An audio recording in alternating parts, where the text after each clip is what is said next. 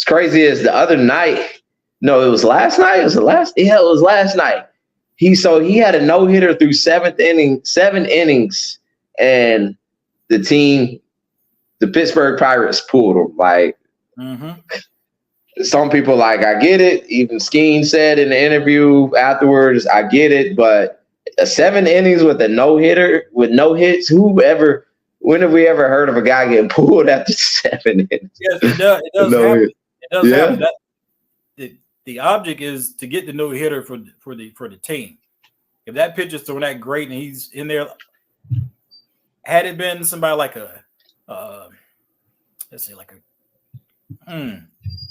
Greg Maddux or somebody like that, one of those older guys, they'd have left him in. I mean, the other pitcher besides Maddux, that's the only one I can think of.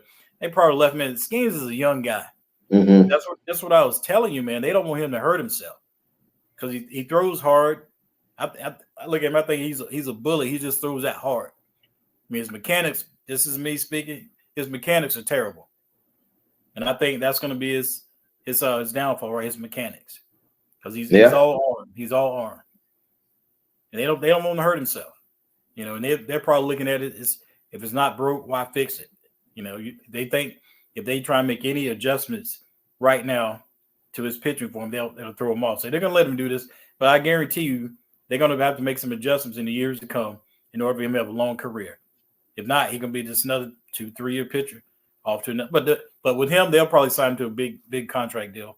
If they get a chance to, you know. They got to try. They have to. I mean, you look at this guy. We're talking about a guy we're literally looking at in the College World Series, winning with LSU last year. Just getting guys out of there. You know what I'm saying? And I can honestly say, since he's came into the league, the 2 names I've heard the most in the MLB are Paul Skenes and Shohei Ohtani. So I believe Shohei has mechanics. He has mechanics. Mm-hmm. He's a 2-way player. Just like I sent you that clip a couple weeks ago. Geraldus. Yeah. Mm-hmm. Remember I told you to watch his form? I told you to compare his form, him throwing plus 100 plus. You said his arm falls out or something? Yeah, his arm, that extension, man. Don't get me, man, I can go all day about this right here. But yeah, it's all in the form when them guys are pitching, man. I mean, you can be all arm, or you can have a great mechanics and have a long. Look at Nolan Ryan. Oh my, Doc Gooden, all them guys back in the day, man. When they like that pitch for 10 and 15 years in the league, you don't see any pitchers doing it. There's a handful out there right now, only a handful, you know. But these guys come in today, they like revolving doors roster. It's like the first, pretty much the first 5 innings. They have the starting pitcher, setup pitcher, then the relief pitcher. I remember when I was watching it growing up, kid, you know, anywhere from like 6 to 13, 14 guys were pitching 7 innings, 8 innings. Then it's like, all right, now we're handing it off to the relief pitcher. That relief pitcher, just give them the ball in the 8th or 9th inning. Now they're lucky if they get 5 or 6 innings out of these guys.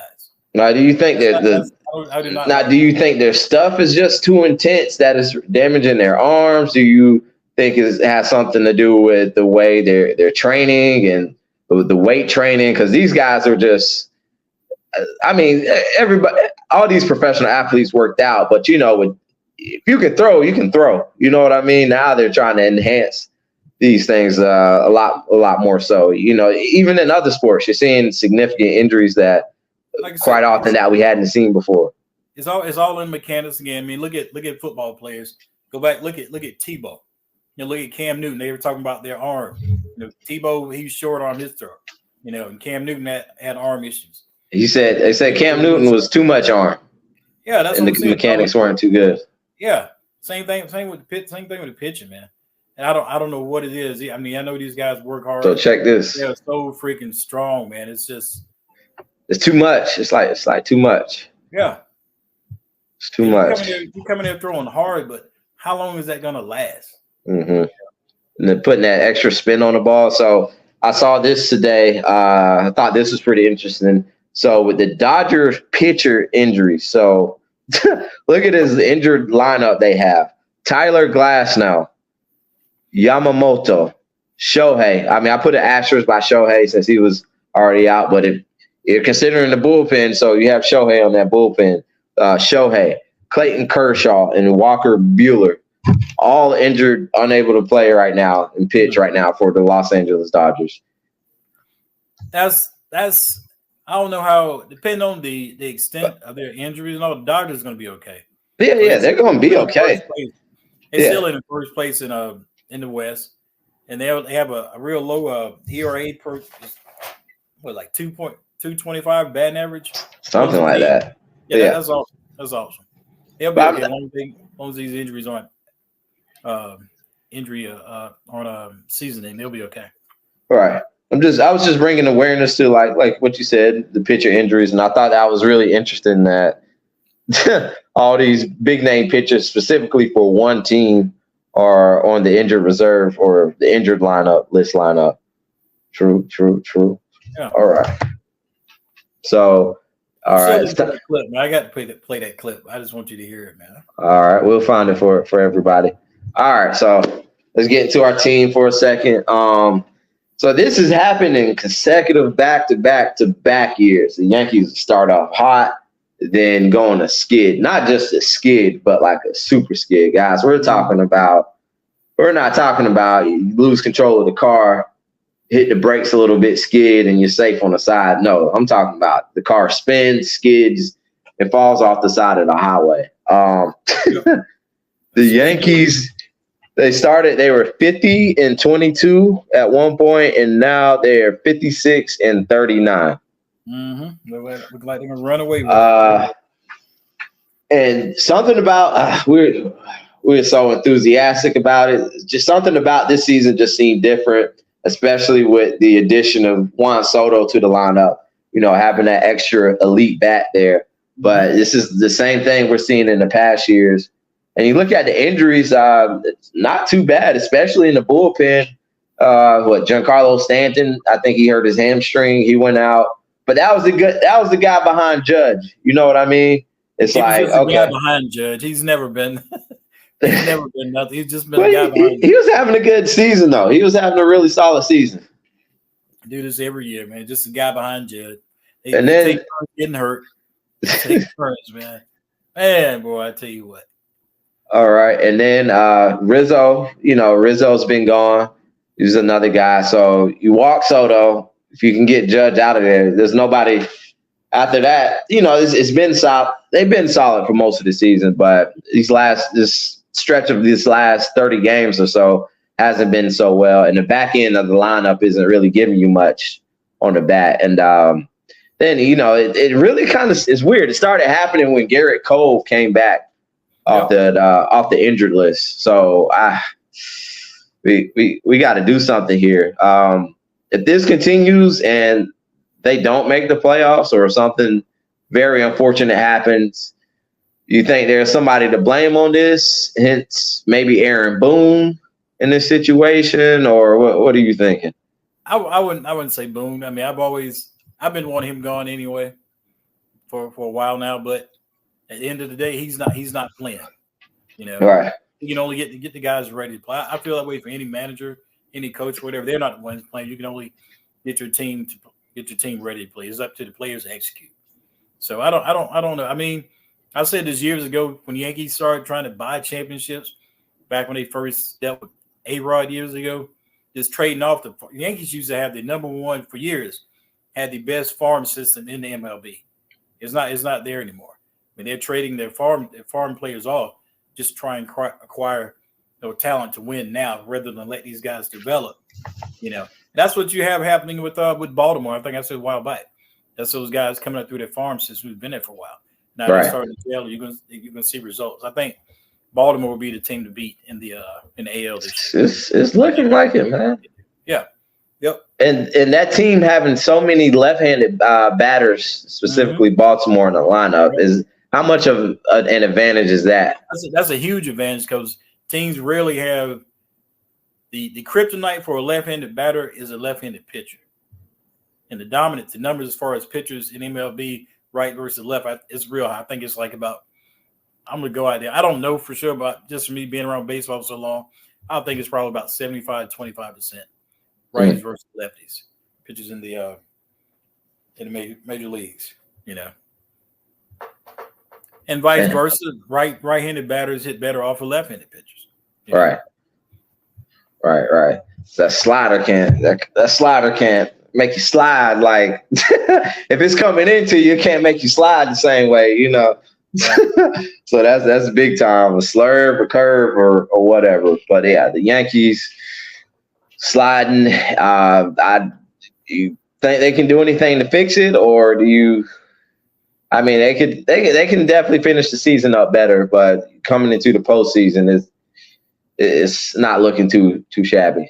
I don't see them having a losing season, but you can't play 500 ball and expect to win a championship. That's especially going into the postseason. Yeah, they can't. You cannot do that. Like I said, you can see some huge separation. Well, they play 16. What do they play now? How many games? How many games have we played so far? Well, midway through the season. Let's see, 95. Yeah, so I mean, you can see some huge separation these next couple weeks. Some teams typically get hot right after the All-Star break. And the Red Sox, they're creeping up. Everybody wrote off the Red Sox this season. They're creeping up there. And actually, let's hop into this. So I'll give you my Power 5 teams, top teams right now, and then we can just ponder on some other teams. So at number five. So actually, I'm gonna say my honorable mention at number 6 is the Yankees.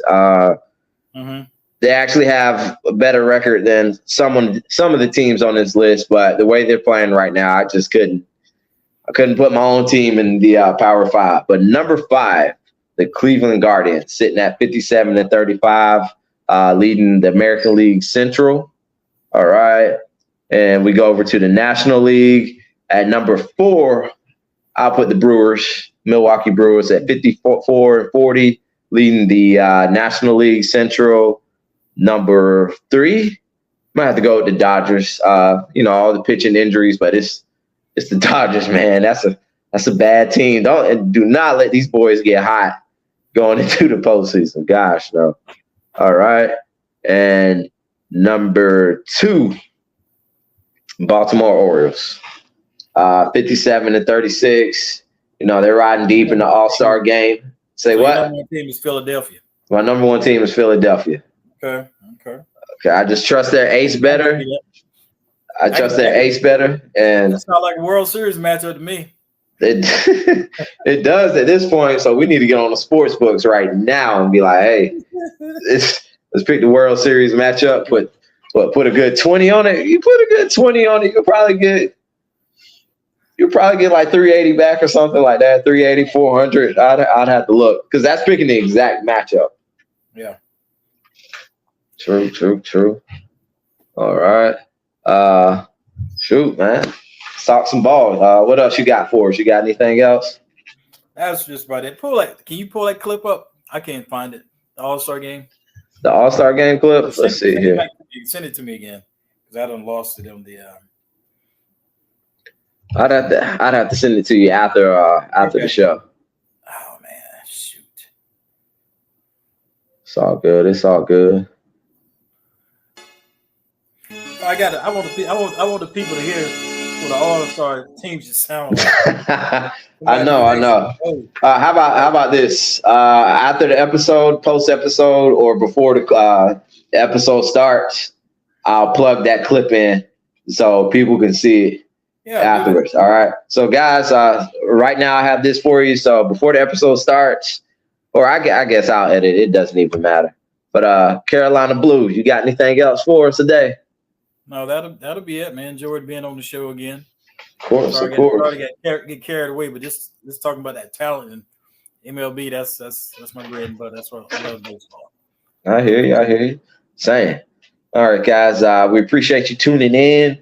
We the Champs have some more coming for you. MLB, NBA offseason, NFL offseason, it's coming up in college football. And next week, don't miss my review on NCAA College Football 25 from EA Sports.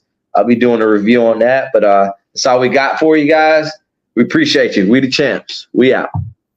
Peace.